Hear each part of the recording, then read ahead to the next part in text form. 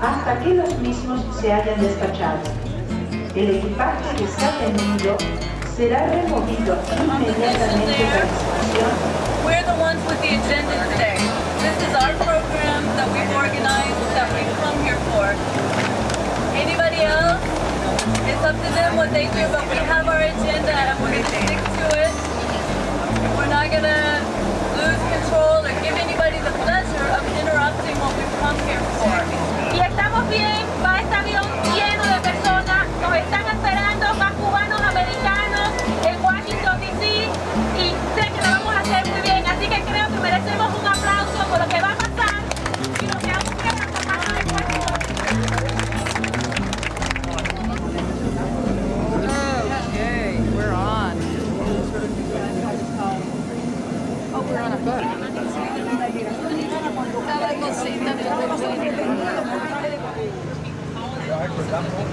Se pone todo rosado. Es una maravilla. Ni miren a la persona de la oposición. Si le das la oportunidad del contacto de ojos, van a buscar para tratar de provocarnos. Por favor, quédense enfocados que estamos aquí para hacer un trabajo y ni le hablen a nosotros. Una rueda de prensa tiene una hora muy precisa y tenemos que estar ahí esa hora precisa. Y el hoy obviamente va a ser uno de los principales oradores y hay una persona... I'm here from Illinois!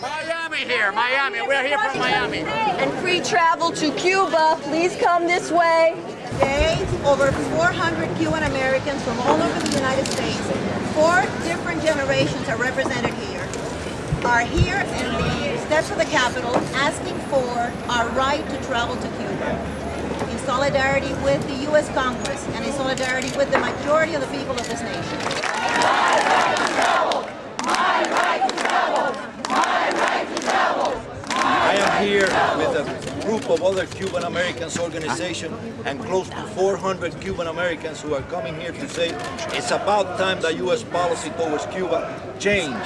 The policy has not worked, it's not working now and it won't work in the future. It's a failed policy and it needs to be changed. And the Cuban Americans in Miami are coming here to tell the U.S. Congress that that policy needs to be changed and to tell this administration that that policy needs to be changed. I'm here today with my brothers and sisters from all over the United States, from California to Maine, from Hawaii, all the way to Washington, D.C. I'm part of the young Cuban American community in Miami, and we're here to say that our Cuban American community is not a monolithic one. I'm a very conservative Republican. I believe that it is in our interest, both as far as good policy and good politics. It is simply the right thing to embrace freedom. Yeah!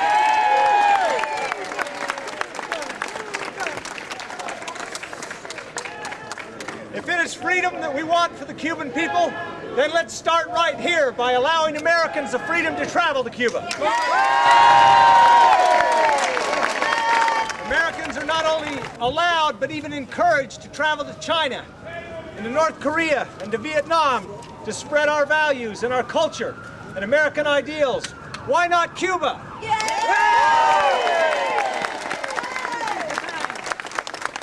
Just a few weeks ago, the House of Representatives passed an amendment to allow Americans to travel to Cuba. That vote passed by a vote of 262 to 167.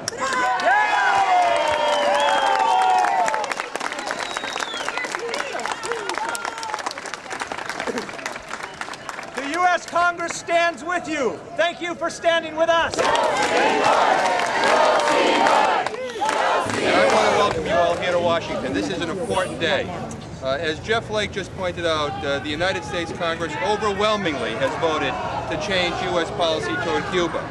The challenge now is to get the White House to sign the bill so that that can become a reality. And I hope that the White House is listening to your voices here and they're looking at the great numbers of people who are here advocating for a different policy in Cuba.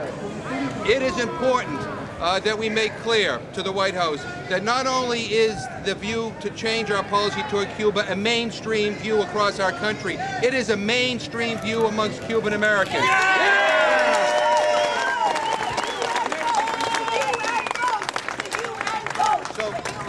So thank you very much for being here, and we're going to be victorious. We're going to change our policy.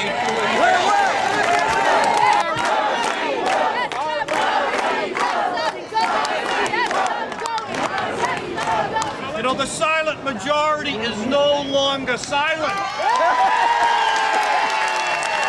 Americans at large recognize that after 43 years, the current policy is an abysmal failure.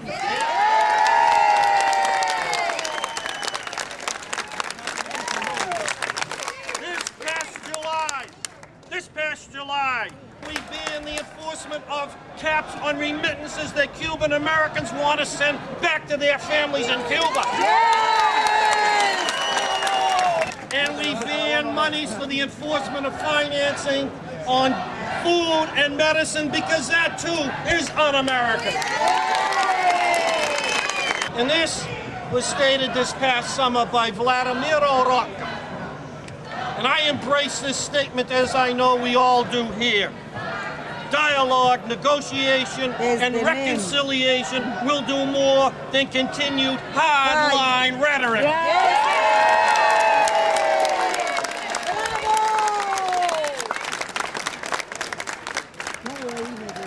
Yo, C-Boy!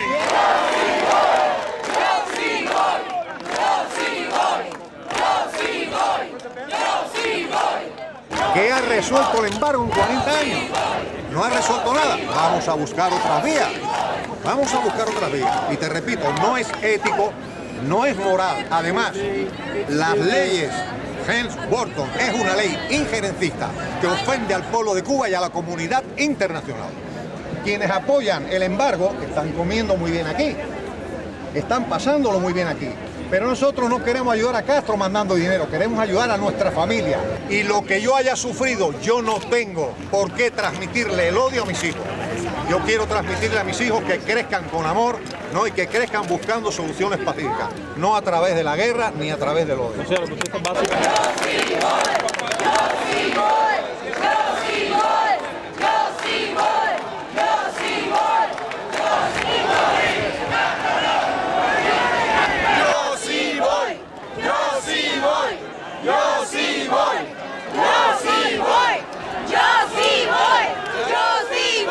My right to travel. My right to travel. My right to travel. My right to travel. My right to travel.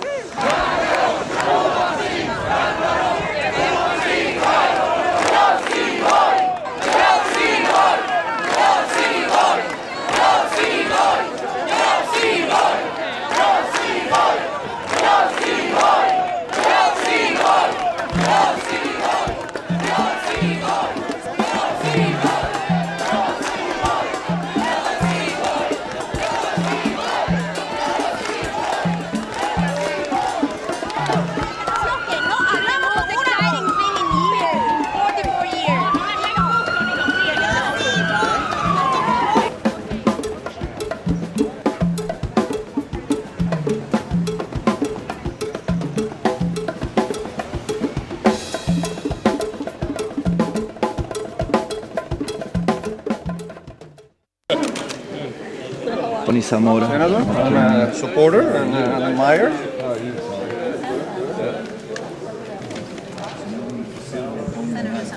So essentially, we are here to convey to the U.S. Congress and the U.S. Senate that perception that the mood is changing, that the Cuban Americans are thinking different, and that the United States, the people, the general public opinion of this country is also thinking that same way, that this policy needs to be changed. We really believe that present policy is counterproductive. It hurts our families. It prevents the eventual reconciliation of the Cuban family. And we join with the rest of the people of this great nation who in their majority have voted time after time for a change of policy, and the U.S. Congress. And we just thank you for being here. I want to go to Cuba.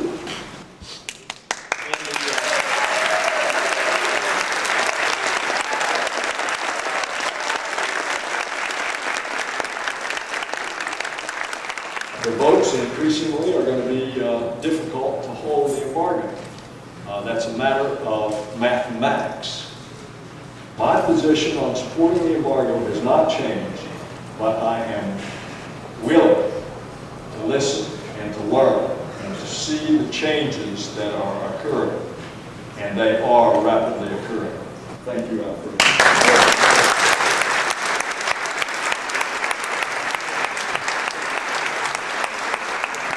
I think a lot of you have visits scheduled probably starting at 3:30, so you might want to take a little time to rest. We've been running since you all came on the plane. Most of you have visits either in this building, which is the Dirksen building. There's a building to the left of here, which is called the Hart building. A lot of you have visits in the Hart building, and there's some others that have visits in the Russell building. I really suggest that you get going early because you'll have to go through security.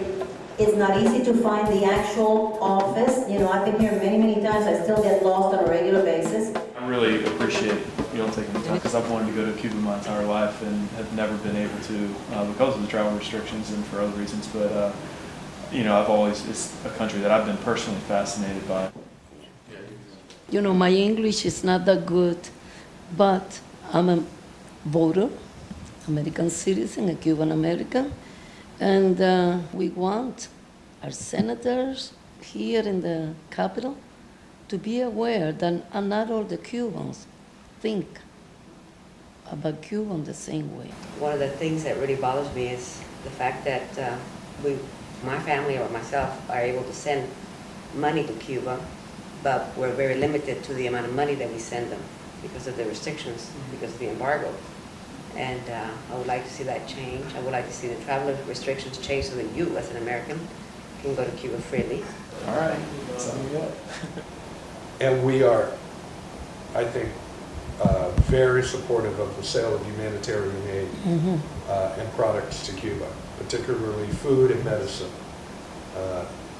Cuba is suffering from a huge shortage of medicines on the island.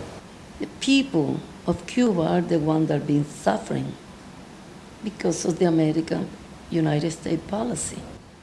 I think there's increasing national support, particularly in terms of the goals that you're talking about, and even progressively in terms of an end to the embargo completely. President Bush has this stated policy, which I think a lot of people disagreed with and were disappointed to see. I think our challenge up here is to see what's possible politically.